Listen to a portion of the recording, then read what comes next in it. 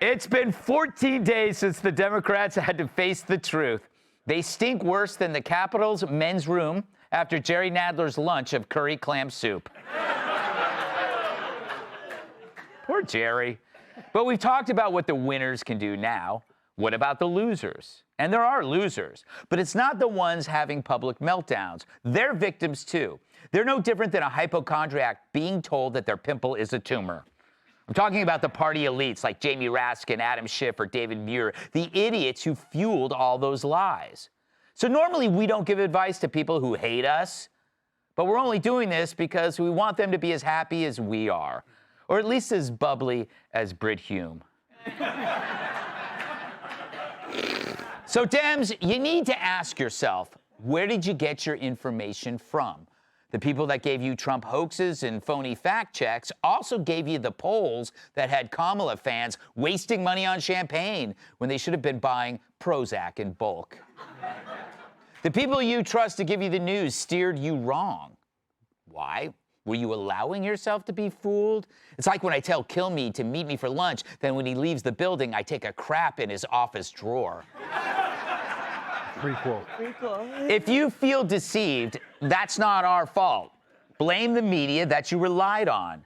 You know, those lying sacks of poop that looked you in the eyes each night for the last 8 years or so and filled your heads with more poison than an unvented space heater.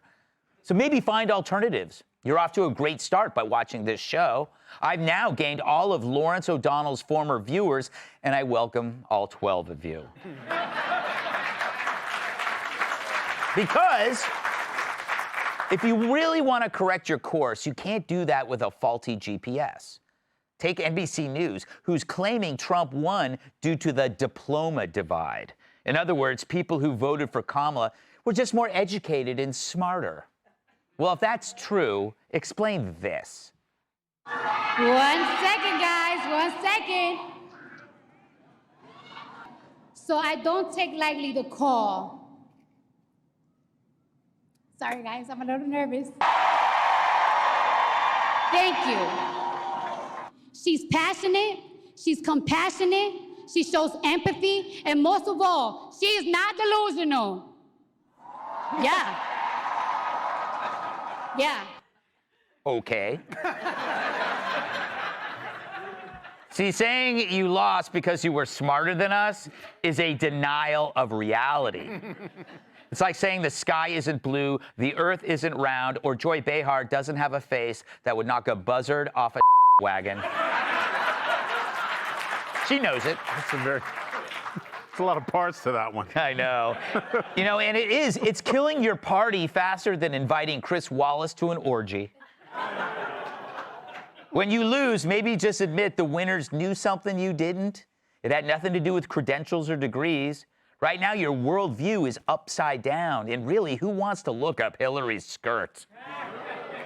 So why did Trump win? And even more, why is he surrounded by a rogues gallery of rebel thinkers? It's because something turned him into a cross between George Washington and Genghis Khan with a splash of Arthur Fonzarelli. It was you! Your constant demonization backfired and made him appear appealingly dangerous. So more people began to wonder what the fuss was about, and they took a look, and you know what, they really liked it.